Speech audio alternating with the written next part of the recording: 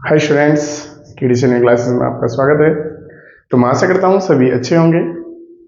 चलिए भाई, आज हम शुरुआत करते हैं यूपी बोर्ड के एग्जाम 2024 की अच्छी सी तैयारी। यदि आप किसी भी जिले से बिलोंग करते हैं तो जुड़ी रहिए मेरे चैनल पर। आपको यूपी बोर्ड में केमिस्ट्री में कोई प्रॉब्लम नहीं आएगी। ये अब यूपी बोर्ड एग्जाम 2024 में आपके साथ मैं खड़ा हूँ।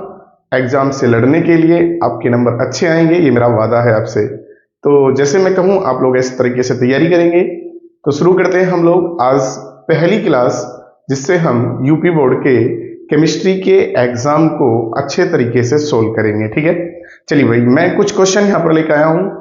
अगली वीडियो में भी कुछ क्वेश्चन लेकर आऊंगा। चलिए, तो यहाँ पर क्वेश्चन नंबर 1 हमारा कहता है कि भैया निम्न पर टिप्पणी करो। तो मैं आपको बता के चलूंगा क्वेश्चन किस तरह से आपसे एग्जाम में पूछा जा सकता है। तो पहली टिप्पणी हमारी है हाफमैन ब्रोमाइड अभिक्रिया, दूसरी है रोजेन मुंड अपचयन, तीसरी है फिटिंग अभिक्रिया, चौथी है हमारी एल्डोल संघनन और नेक्स्ट रिएक्शन हमारी है सिमट अभिक्रिया। ठीक है, तो सबसे पहले हम बात करते हैं हाफमैन ब्रोमाइड अभिक्रिया क्या होती है, आप लोगों को इसको कैसे कवर करना है। ठीक है, चलिए तो भाई हम कवर करते हैं। सबसे पहला हमारा है हाफमैन ब्रोमाइड अभिक्रिया। ठीक है, तो बेटे हाफमैन ब्रोमाइड अभिक्रिया में ये बात आपको कवर होनी चाहिए, तभी आप इस रिएक्शन को कर पाएंगे। जब आपको ये पता होना चाहिए कि इसमें किसकी क्रिया किससे होगी और क्या प्राप्त होगा। तो मैं यहां पर कॉमन आपको ट्रिक बताता हूं। एक हमारा होता है एमाइड ग्रुप CONH2, इसको कौन सा ग्रुप बोला जाता है भैया? एमाइड। कौन सा ग्रुप बोलते हैं बेटे? एमाइड ग्रुप बोलते हैं। और एमाइड ग्रुप चेंज होता है किसमें भैया? एमीन में। किसमें चेंज होता है भैया? एमीन में। यदि आपको ये बात याद रहेगी तो टिप्पणी आपकी कॉमन पेपर में हो जाएगी। ठीक है, तो मैंने कहा हाफमैन ब्रोमाइड अभिक्रिया कहती है कि एमाइड समूह एमीन में चेंज होता है और एमीन समूह के बनाने की एक विधि भी है ये। ठीक है, चलिए तो क्रिया किसके साथ कराएंगे? लाइक दिस, मैंने R यहां पर माना है और CONH2 यहां पर मान लिया, और इसकी क्रिया मैं किसके साथ करा रहा हूं भैया? ब्रोमीन जल, और साथ में मैं ले रहा हूं कास्टिक सोडा NaOH। ठीक है, तो ब्रोमीन जल और कास्टिक सोडे के साथ यदि मैं रिएक्शन कराता हूं तो कॉमन मुझे पता है मेरा एमाइड एमीन में चेंज होगा। लाइक दिस, ये यहां से हट जाएगा। कहां से भैया? यहां से। तो हमारा R बॉन्ड NH2 बनेगा, प्लस अब यहां का सोडियम परमाणु जो है CO, कार्बन मोनोऑक्साइड होती है, ये हमेशा डाइऑक्साइड या कार्बोनेट के रूप में बाहर जाती है। तो यहां से सोडियम Na2CO3 के रूप में, प्लस यहां से सोडियम ही Br के साथ किसके रूप में भैया? NaBr के रूप में, प्लस हाइड्रोजन हमारा किसके रूप में? जल के रूप में क्या होगा? यहां से रिमूव होगा। ठीक है, तो इस प्रकार से हमारी यहां पर रिएक्शन होगी। अब कॉमन यहां पर क्या ध्यान देना है हमें कि यहां पर जो हमारे पास Br है, तो Br के हमारे पास 2 हैं, यहां पर हमें 2 लगाना पड़ेगा। तो Na के 2 और 2 4 हो जाएंगे। तो हमें यहां क्या करना पड़ेगा भैया? 4 लगाना होगा। लेकिन जैसे ही हम यहां 4 लगाएंगे तो OK हमारे 4 और 1 5 हो जाएंगे। यहां पर 3 है तो 2 लगाना पड़ेगा, तो 5 हो जाएंगे। अब यहां से 2 क्वेश्चन हमारे बहुत इंपॉर्टेंट क्लियर हो जाते हैं। पहला तो कमेंट्स क्लियर हो जाता है, टिप्पणी क्या कि वो टिप्पणी में क्वेश्चन पूछता है आपसे हाफमैन ब्रोमाइड अभिक्रिया क्या है। अब आपने इतनी रिएक्शन करी तो आपको टिप्पणी में पूरा नंबर नहीं मिलेगा। ठीक है, कॉमन आपको क्या करना पड़ेगा? टिप्पणी में नंबर आपको तभी मिलेगा जब इसके लिए आपने 2 लाइन लिखी है। कैसे लिखोगे? मैंने कॉमन कहा है एमाइड एमीन में चेंज होता है, इसका नाम आपको पता है ब्रोमीन है, इसका नाम क्या है? कास्टिक सोडा है। ठीक है, तो एमीन सॉरी, तो मैं क्या कहूंगा यहां से? एमाइड क्या है हमारा? ये वाला एमाइड ही तो है। तो मैं कहूंगा यहां से एमाइड समूह की क्रिया ब्रोमीन जल तथा कास्टिक सोडे के साथ कराने पर एमीन का प्राप्त होना, किसका भैया? एमीन समूह का प्राप्त होना क्या कहलाएगी? हमारी हाफमैन ब्रोमाइड अभिक्रिया कहलाएगी। ठीक है, तो 1 नंबर की टिप्पणी आपकी यहां से बन सकती है। एमीन समूह से ये क्वेश्चन है। दूसरी बात मैं आपको बता दूं, कभी कभी ऐसा भी होता है कि वो ऐसे पूछ सकता है कैसे प्राप्त करेंगे एमाइड से एमीन। अब एमाइड में किसका नाम दे दे? लाइक दिस, R के स्थान पर क्या दे दे भैया? वो C2H5CONH2 दे दे। इसका नाम क्या होता है भैया, 1 2 3 यहां पर है, इसको प्रोपेनामाइड बोलेंगे। क्या बोलेंगे, प्रोपेनामाइड। और प्रोपेनामाइड से क्या पूछ रहा है वो, प्रोपेनामाइड से पूछ रहा है प्रो एथिल एमीन C2H5NH2। ठीक है, तो प्रोपेनामाइड से एथिलेमीन प्राप्त करना आसान है, क्योंकि यहां वही क्रिया फिर से दोहराएंगे, Br2NaOH लेंगे। ठीक है, और यहां पर कितने मोल्स हैं हमारे पास, 4 मोल्स इसके लेंगे, तो ये बन जाएगा, रिमूव हमारा हो जाएगा यहां से Na2CO3, और साथ में NaBr के कितने मोल्स जाएंगे भैया, 2, और साथ में जाएंगे जल के 2 मोल्स। ठीक है, चलिए कोमल, 2 तरह के क्वेश्चन मैंने यहां से आपको सोल्व करने सिखाए हैं। ठीक है, हालांकि मैं क्वेश्चन कम समझाऊंगा, लेकिन उनको डीपली समझाऊंगा कि उस पर क्वेश्चन किस प्रकार से एग्जामिनर आपसे पूछ सकता है। तो ये भी पूछ सकता है प्रोपेनामाइड से एथिल एमीन, तो हमारा यहां से कवर हो गया, इसका नाम आया एथिल एमीन। ठीक है, चलिए आगे चलते हैं नेक्स्ट। यदि मैं बात करता हूं सेकंड टिप्पणी की, अगली टिप्पणी हमारी क्या है, रोजेनमुंड अपचयन। तो बेटे रोजेनमुंड अपचयन होता क्या है, इसको भी हम करेंगे। रोजेनमुंड अपचयन में मेरा जो एसिल हैलाइड मतलब COCl ग्रुप होता है, ठीक है, ये COCl ग्रुप किस में चेंज हो जाता है भैया, CHO में चेंज हो जाता है। किस में चेंज हो जाता है, CHO में। लाइक दिस, अगर मैं बात करता हूं COCl फंक्शनल ग्रुप, अगर आपको पता है तो आप टिप्पणी पे मार्क कभी नहीं खाएंगे। लाइक दिस, मैंने यहां पर एरोमेटिक कंपाउंड लिया बेंजोइल क्लोराइड, जिसका नाम क्या है, बेंजोइल क्लोराइड। ठीक है बेटे, तो बेंजोइल क्लोराइड जो है मेरा, इसकी मैं क्रिया किसके साथ कराऊंगा भैया, बेंजोइल क्लोराइड क्रिया मैं हाइड्रोजन के साथ कराता हूं, और साथ में मैं क्या लेता हूं, उत्प्रेरक यहां पर लूंगा कैटलिस्ट PDBaSO4। ठीक है, प्लेटिनियम की उत्प्रेरक की उपस्थिति में एक हाइड्रोजन परमाणु में C को देने वाला हूं, यहां एक Cl को, तो C और Cl के बीच का बंध टूटेगा, और यहां से हमारा रिमूव हो जाएगा HCl, और बन जाएगा क्या हमारा CHO, और यहां से HCl। ठीक है, और यहां पर इसका नाम क्या बना भैया, बेंजो एल्डिहाइड। क्या बनेगा भैया, बेंजो एल्डिहाइड। अब यहां पर पहली बात तो हमारी क्लियर हो जाती है टिप्पणी वाली। अगर आप लोग चाहें यहां तो एरोमेटिक की जगह, मतलब बेंजीन रिंग ना लेकर RCOCl ले सकते हैं, या फिर आप यहां पर क्या ले सकते हैं भैया, CH3COCl ले सकते हैं, और इसका रिडक्शन H2 के साथ PDBaSO4 के साथ करा देंगे, तो कॉमन यहां से हमारा क्या रिमूव हो जाएगा, HCl, और क्या बन जाएगा हमारा यहां पर CH3CHO। ठीक है, और HCl क्या हो जाएगा, रिमूव।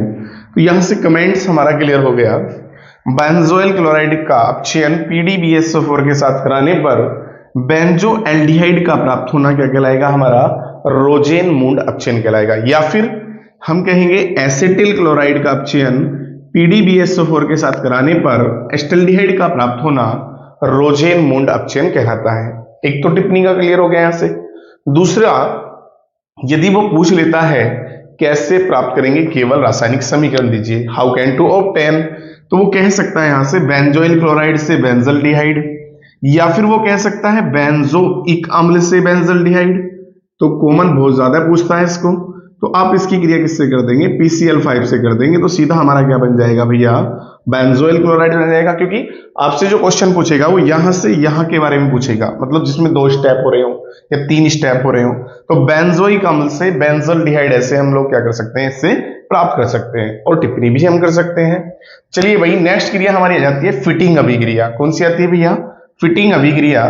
तो सी पोर्शन में हमने क्या करना है, फिटिंग अभिक्रिया में aromatic halide, aromatic halide, AR का मतलब क्या है बेटे, एरोमेटिक हैलाइड, और चेंज हो जाता है किसमें, बाइफेनिल में। किसमें भैया, बाइफेनिल, मतलब 2 एरोमेटिक आपस में क्या हो जाएंगे, रिंग जुड़ जाएंगे, उसको मैं कहूंगा बाइफेनिल। ठीक है, कैसे, AR का मतलब होता है एरोमेटिक। लाइक दिस, अगर मैंने बेंजो क्लोराइड यहां पर लिया है, और इसकी क्रिया में सोडियम धातु के साथ दूसरा मॉलिक्यूल्स मुझे फिर से लेना है, क्या भैया, बेंजो क्लोराइड। ठीक है, अब ये देखना ये कहां से आ गया, देखो समझो, बेंजो क्लोराइड क्या होता है मेरा, ये बेंजो क्लोराइड होता है, ये आपने किताबों में लिखा भी होगा। ठीक है ना, मैंने क्या किया है, इसको नींद आई है, सुला दिया है, और सुलाया तो क्या हुआ, ये इस पोजीशन में जाएगा, इस पोजीशन में जाएगा तो Cl इधर आएगा, ठीक है ना, और दूसरे वाला इस पोजीशन में आ गया तो उसका Cl इधर आएगा। रिएक्शन को इजी बनाने के लिए मैंने ऐसा किया है, तो यहां से NaCl मेरा क्या हो जाएगा, रिमूव हो जाएगा, क्योंकि मैं सोडियम के 2 मोल्स Cl के डबल के लिए 2 मोल्स Na के लूंगा, और किसकी प्रेजेंट में कराऊंगा भैया, मैं इसको शुष्क ईथर की उपस्थिति में, किसके ऊपर कराऊंगा, शुष्क ईथर की उपस्थिति में क्रिया कराऊंगा। अब मेरे दोनों बेंजीन के जो ये क्या है, परमाणु हैं आपस में, मतलब मेरे दोनों बेंजीन के जो रिंग हैं ये आपस में क्या हो जाएंगे भैया, आपस में इस तरह से जुड़ जाएंगे। कुछ बच्चे गलतियां कर देते हैं, क्या गलती कर देते हैं भैया, कुछ बच्चे गलती कर देते हैं कि इन दोनों बेंजीन परमाणुओं को आपस में क्या कर देते हैं, इस तरह से मिला देते हैं, आपस में मिला देते हैं, ठीक है, ऐसे करके। नहीं बेटे, ये अलग कंपाउंड बन जाता है, इसको हम क्या बोलते हैं, नेफ्थलीन बोलते हैं। ऐसे नहीं मिलाएंगे, ये नेफ्थलीन हो गया है। बाईफेनिल जो होगा हमारा यही होगा,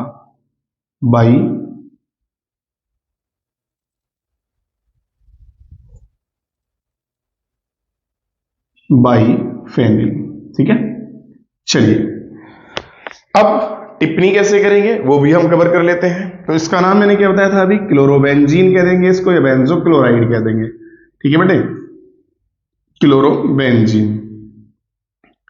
तो कैसे लिखेंगे, क्लोरोबेंजीन की अभिक्रिया सोडियम धातु के साथ शुष्क ईथर की उपस्थिति में कराने पर बाईफेनिल का प्राप्त होना फिटिंग अभिक्रिया कहलाती है। देखो कितना इजी है टिप्पणी करना, ठीक है। और यहां से दूसरा क्वेश्चन भी प्राप्त हो जाएगा हमारा, क्या, हाउ कैन टू ऑब्टेन का क्वेश्चन भी यहां से कवर हो जाता है, कैसे प्राप्त करेंगे क्लोरोबेंजीन से बाईफेनिल, क्लियर हुआ। चलिए नेक्स्ट टर्म्स हमारा आता है डी, एल्डोल संघनन।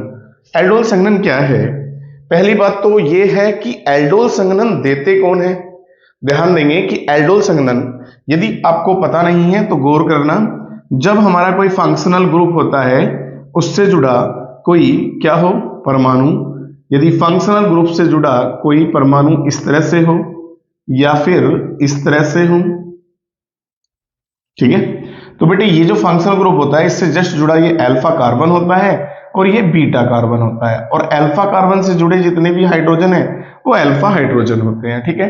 तो एल्डोल संघनन कहता है कि मैं कहूं कॉमन कि एल्डोल संघनन केवल वही एल्डिहाइड या कीटोन देते हैं जिनमें अल्फा हाइड्रोजन परमाणु विद्यमान होता है। ध्यान देना गौर से, एल्डिहाइड या कीटोन वे ही एल्डोल संघनन देंगे जिनमें अल्फा हाइड्रोजन परमाणु विद्यमान होगा। तो कॉमन यहां पर फॉर्मल्डिहाइड है, ये HCHO क्या है हमारा, फॉर्मल्डिहाइड, ये एल्डोल संघनन नहीं देगा, ठीक है, बट एस्टल्डिहाइड दे सकता है, बिल्कुल देगा। तो हम लोग यहां पर उदाहरण जो लेकर चलेंगे वो किसका लेकर चलेंगे, एस्टल्डिहाइड का ही लेकर चलेंगे, ठीक है। चलिए एस्टल्डिहाइड में तो हमारा टर्म्स हमारा आता है कौन सा भैया, डी, और डी हमारा एल्डोल संघनन, ठीक है। तो एस्टल्डिहाइड का सूत्र होता है CH3CH डबल बॉन्ड O। हम थोड़ा सा इसको खोलकर लिख लेते हैं, जबकि CHO भी ले सकते हैं आप, कोई दिक्कत नहीं है। अब एस्टल्डिहाइड के हमें कितने मोल्स लेने होंगे, 2 मोल्स लेने होंगे, और CH3CHO को मैं या करके मॉडिफाई कर सकता हूं। कैसे मॉडिफाई करूंगा भैया, ये वाला हाइड्रोजन इधर रख सकता हूं, CH2CHO, कोई प्रॉब्लम, तो इसको मैंने किया है मॉडिफाई किया है, 3 वाले में से एक H को इधर रख लिया है, कोई दिक्कत। चले HCH2CHO, और इसकी क्रिया मैं किसके साथ कराऊंगा भैया, डाइल्यूट मतलब आई मीन तनु NaOH के साथ, ठीक है। एक बात और भी ध्यान रखना, अगर आपने भूल से यहां कंसंट्रेट NaOH ले लिया तो गलती हो जाएगी बेटे। कंसंट्रेट NaOH कैनिजारो, कैसे कंसंट्रेट और कैसे कैनिजारो, ठीक है, कैनिजारो रिएक्शन में हम कंसंट्रेट लेते हैं, ठीक है। यहां पर तनु लेंगे एल्डोल संघनन में, ठीक है ना, डाइल्यूट, एल्डोल डाइल्यूट, ध्यान रखना, ऐसे एल्डोल होता है और डी से डाइल्यूट होता है, तो एल्डोल मतलब डाइल्यूट, ठीक है। चलिए तो यहां से इसका क्या होगा, O के साथ H क्या होगा भैया, ये ट्रांसफर हो जाएगा इधर की तरफ और OH के रूप में, और ये वाला बॉन्ड इससे जुड़ जाएगा, तो मेरा क्या बनेगा भैया, CH3CH बॉन्ड नीचे OH आ जाएगा ट्रांसफर होकर, CH2 बॉन्ड CHO, इसका नाम ही क्या होता है बेटे, एल्डोल होता है। ध्यान देना यहां पर एल्डिहाइड और अल्कोहल दोनों ग्रुप एक साथ आए हैं, इसीलिए इसका नाम क्या है भैया, एल्डोल। और एल्डोल का जब मैं कंडेंसेशन करूंगा, एक कॉमन बात ध्यान देना कि मेरी रिएक्शन जो है अब आगे जगह नहीं है और मुझे रिएक्शन करनी है, तो बहुत बच्चे क्या करते हैं, रिएक्शन को उठा के लाते हैं और यहां लिख देते हैं। बेटे गलत होगा तरीका, ऐसे रिएक्शन नहीं लिखेंगे। तीर का निशान अगर आपका आगे जगह बता नहीं रहा है तो आप उसे घुमा दीजिए और नीचे करिएगा। और यहां से मैं जब इसका कंडेंसेशन करूंगा तो ये वाला OH और ये वाला यहां से देखो, यहां H के दो परमाणु है, यदि मैं इसको ऐसे भी लिख लूं तो चलेगा बिल्कुल। यहां से ये वाला H और ये किसके रूप में रिमूव हो जाएगा, जल के रूप में। और यहां पर क्या हो जाएगा, ऑटोमेटिक पाई बॉन्ड क्या हो जाएगा, यहां पर पैदा हो जाएगा। तो हमारा बनेगा CH3CH double bond CH bond CHO। ठीक है भाई, अब यहां से रिमूव हुआ क्या, हमारा -H2O, तीर के नीचे लिख सकते हैं हम। ठीक है, अब ये हमारा फंक्शनल ग्रुप है, ये अल्फा कार्बन है, ये बीटा कार्बन है। तो मैं आसान तरीका बता रहा हूं नाम लिखने का। ठीक है, तो अल्फा बीटा पे डबल बॉन्ड आया तो इसे हम अल्फा बीटा असंतृप्त क्या बोल देंगे, असंतृप्त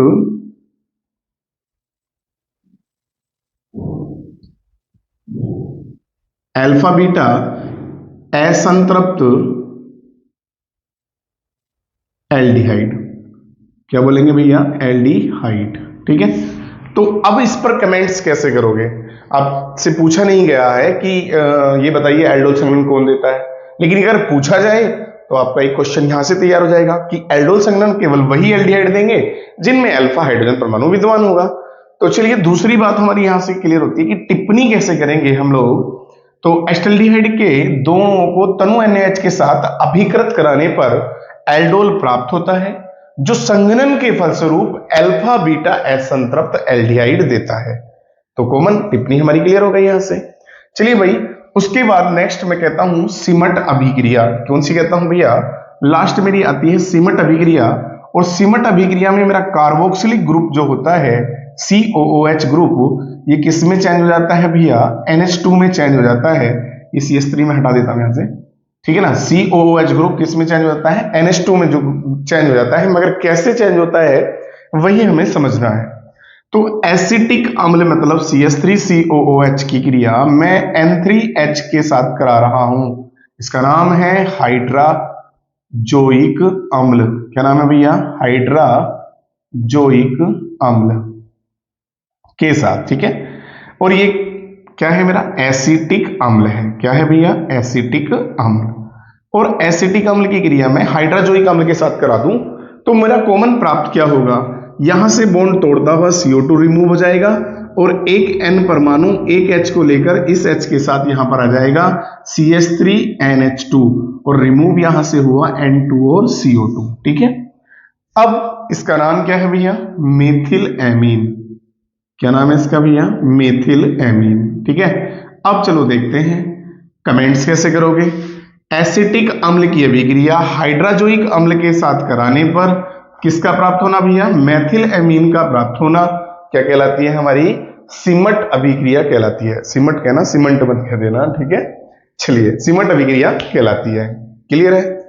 अब यहां से हाउ कैन टू ऑब्टेन का भी एक क्वेश्चन तैयार हो जाता है, कैसे प्राप्त करेंगे, एसिटिक अम्ल से मेथिलेमीन या एथेनोइक अम्ल से मेथेनामीन। ठीक है, तो कुछ स्टेप अगर आप लोग डायरेक्ट हाइड्राजोइक अम्ल के साथ नहीं करोगे तो बहुत लंबा स्टेप बैठेगा। कैसे, पहले अमोनिया से क्रिया करके इसे एसिटामाइड बनाओगे, फिर हाफमैन ब्रोमाइड अभिक्रिया करोगे, तब आपका मेथिल एमीन बनेगा। ठीक है, लेकिन ये सरल तरीका है कि हम डायरेक्ट वन स्टेप में सीधा एमीन चेंज कर सकते हैं। ठीक है, उसके बाद नेक्स्ट क्वेश्चन हमारा आता है ल्यूकास अभिकर्मक क्या है। ठीक है बेटे, तो ल्यूकास अभिकर्मक पर क्वेश्चन बहुत ज्यादा पूछता है और इसका क्या हम लोग प्रयोग कर सकते हैं या इसके द्वारा हम कैसे 1 डिग्री मतलब प्राथमिक, 2 डिग्री मतलब द्वितीयक, 3 डिग्री मतलब तृतीयक अल्कोहल में कैसे विभेद करेंगे। ठीक है, चलिए तो सबसे पहली बात हमारे पास ZnCl2 प्लस सांद्र कंसंट्रेट HCl का मिश्रण ही क्या होता है,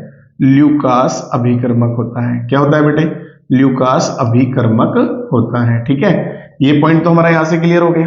बिल्कुल भैया, अब 1 डिग्री, 2 डिग्री, 3 डिग्री तीनों की मैं बात करता हूं।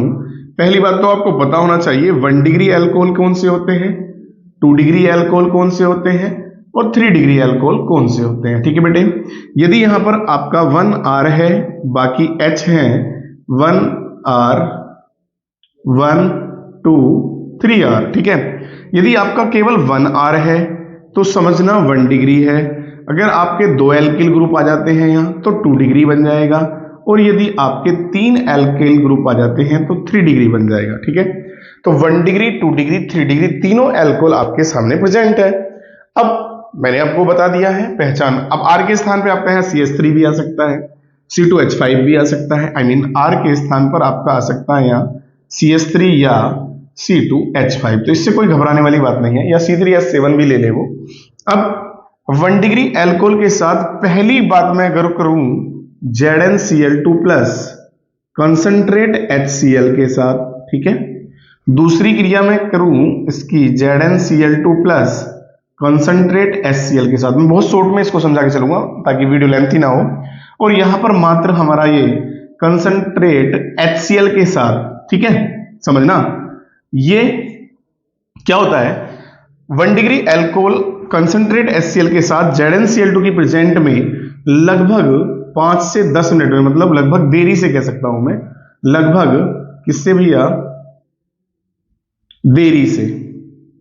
क्या है, लगभग देरी से क्या देता है भैया, धुंधला अवक्षेप देता है। क्या देता है भैया, धुंधला अवक्षेप देता है, क्योंकि इसमें अभिक्रिया होने पर हमारा एल्किल हैलाइड बनेगा। क्या बनेगा, एल्किल हैलाइड बनेगा। और एल्किल हैलाइड क्या होते हैं, जल में अविलय होते हैं, ठीक है। इसीलिए यहां पर लगभग देरी से क्या देता है, ये धुंधला अवक्षेप देता है। कभी कभी देता भी नहीं है, ये भी ध्यान रखना। लेकिन मेरा जो 2 डिग्री होता है ये कंसंट्रेट HCl के साथ ZnCl2 की प्रेजेंट में लगभग 5 मिनट में क्या देता है, कितने में भैया, 5 मिनट में क्या देता है, धुंधला अवक्षेप देता है, ठीक है। क्या देता है, धुंधला अवक्षेप देता है, ठीक है। लेकिन जो मेरा 3 डिग्री एल्कोहल होता है मात्र कंसंट्रेट HCl के साथ क्या भैया, तुरंत क्या दे देता है, तुरंत क्या देता है, धुंधला अवक्षेप देता है, ठीक है। अब तीनों में विभेद नॉर्मल हो जाएगा। तो इस प्रकार से हम लोग क्या करते हैं, तीनों में विभेद करते हैं। और अगर मात्र आपसे वो रिएक्शन के लिए कहता है तो रिएक्शन बहुत आसान है। कैसे, कौन में एक रिएक्शन आपको करके दिखा देता हूं, ठीक है।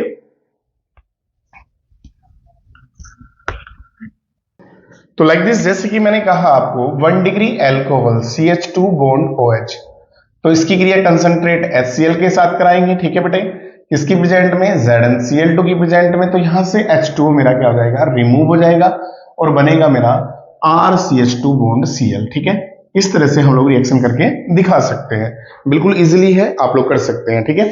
चलिए अब आगे चलता हूं मैं नेक्स्ट क्वेश्चन पर। क्वेश्चन नंबर 3 कहता है निम्न की व्याख्या करो कोलराउस नियम और RO, ठीक है। कोलराउस नियम क्या है, कहां से रिलेटेड है, इसको हम कवर करते हैं। यूनिट नंबर 3 में जब आप लोग पढ़ रहे होंगे, क्या भैया, प्रबल एवं दुर्बल विद्युत अपघटन है, ठीक है। तो यहां पर कोलराउस नियम कहता है सीधा कि किसी भी प्रबल विद्युत अपघटन की सीमांत मोलर चालकता का जो मान होता है उसके धनायन एवं ऋणायन के, किसके भैया, धनायन एवं ऋणायन की मोलर चालकता के योग के बराबर होता है। ये कोलराउस का नियम था, ठीक है। मैं बोल के बता रहा हूं, समझना। हमारे पास एक प्रबल विद्युत अपघटन है लैम्डा नो MnACl, ठीक है। तो इसका मान हमारा क्या आएगा, तो हम कह सकते हैं lambda node M Na positive plus lambda node Cl negative, ठीक है। तो यहां पर कॉमन क्लियर हो गया है कि किसी भी प्रबल विद्युत अपघटन, NaCl क्या है बेटे, मेरा प्रबल विद्युत अपघटन है। और प्रबल विद्युत अपघटन क्या होते हैं, ठीक है, ये वियोजन स्थिरांक पर डिपेंड करता है। प्रबल विद्युत अपघटन वही होते हैं जो 100% वियोजित हो जाते हैं, ठीक है। तो NaCl जो है हमारा प्रबल विद्युत अपघटन है, और प्रबल विद्युत अपघटन के लिए ही किसने नियम प्रस्तुत किया था भैया, कोलराउस ने।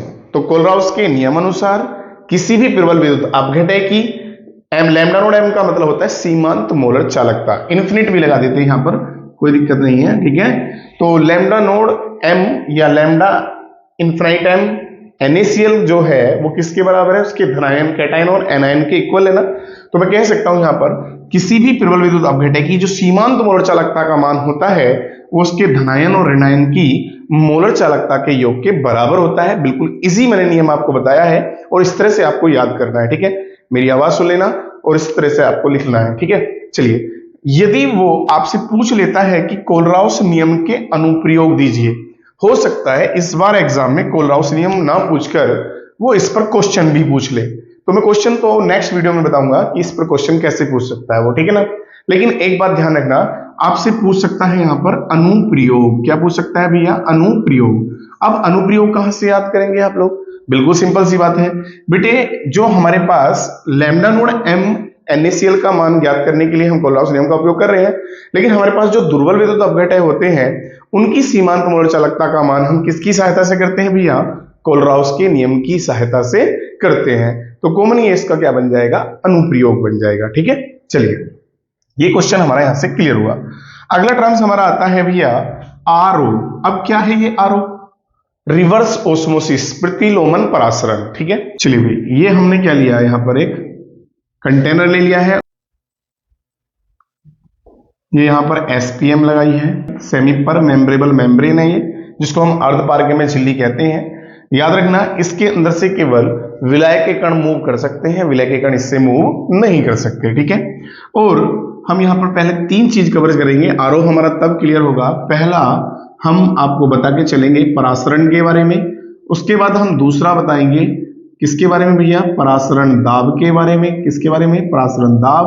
और तब जाके हमारा तीसरा क्लियर होगा प्रतिलोमन परासरण। और प्रतिलोमन परासरण को ही हम क्या कहते हैं भैया? आरओ कहते हैं शॉर्ट में, ठीक है। चलिए, मान लो हमारे पास क्या है, यहां पर एक विलयन है। क्या है? यहां पर हमारा विलयन है, ठीक है। और यहां पर क्या है? हमारा विलायक है, ठीक है बेटे। तो हम लोग क्या देखते हैं, विलाय के कण विलयन की तरफ क्या करते हैं? एसपीएम के माध्यम से मूव करते हैं। किसके बेटे? विलायक के कण अधिक सांद्रता वाले विलयन की ओर स्वतः मूव करते हैं। कैसे? जैसे आपने देखा होगा पानी में किशमिश को डालते हैं तो वो फूल जाती है, ठीक है ना, वो परासरण के कारण होता है, ठीक है। लेकिन मैंने क्या किया है, फिर विलयन की सतह पर पिस्टन लगाकर क्या किया है, यहां पर एक पाई प्रेशर लगाया है, पी एयर मतलब वायुमंडलीय दाब से ज्यादा।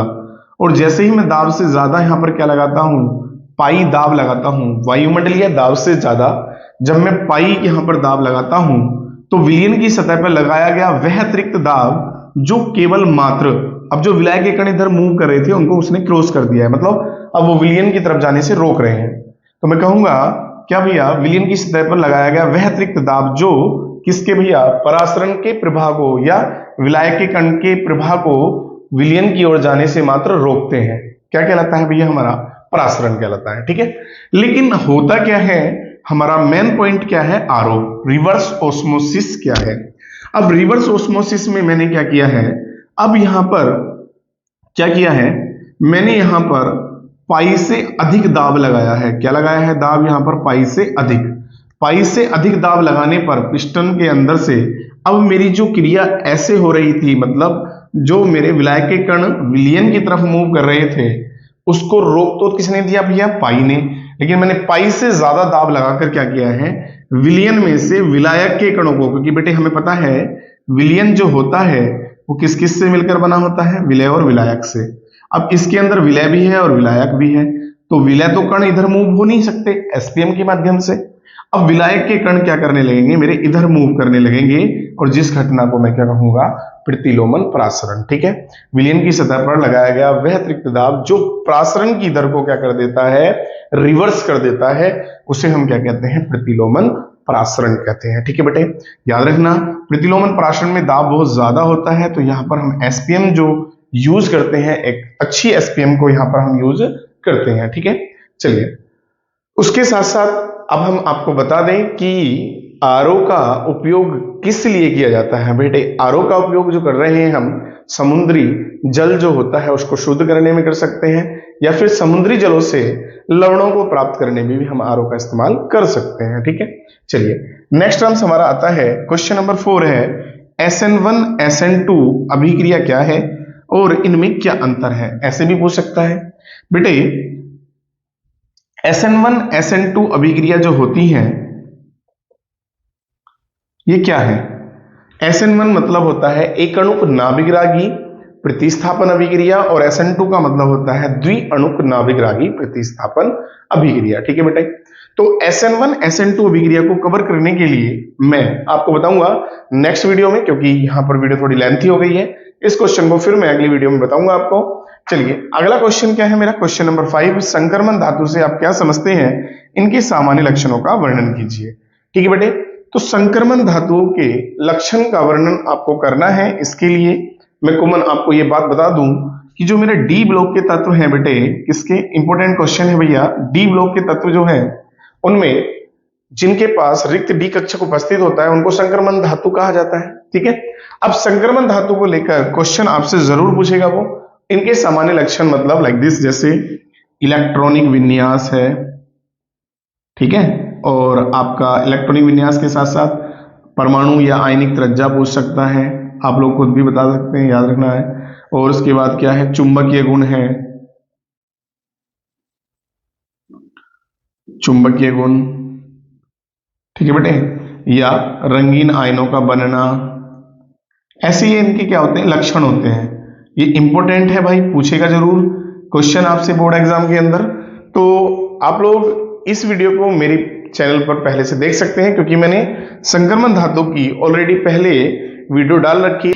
कैसे देखेंगे इसके लिए मैं आपको बता दूं, केडी सर न्यू क्लासेस पर चले जाएंगे आप लोग, और केडी सर न्यू क्लासेस पर जाने के बाद मेरा केडी का एक आइकॉन बना हुआ है, उसको क्लिक करेंगे। वहां पर क्लिक करने के बाद आपको लिखा है, दिखाई देगा वीडियो शॉर्ट्स, उसके बाद लिखा होगा प्लेलिस्ट, और प्लेलिस्ट पर जैसे आप जाएंगे वहां पर जाने पर आपको 12th क्लास की एक प्लेलिस्ट मिलेगी, और 12th क्लास की प्लेलिस्ट में जाएंगे तो नीचे जाकर आपको इसकी वीडियो मिल जाएगी। तो वहां से आप लोग इस क्वेश्चन को तैयार कर लेंगे, ये मेरा वादा है आपको। Very very most important question है, एग्जाम के अंदर जरूर इससे पूछा जाएगा। ठीक है, तो आप लोग बने रहिएगा भाई मेरी क्लास में।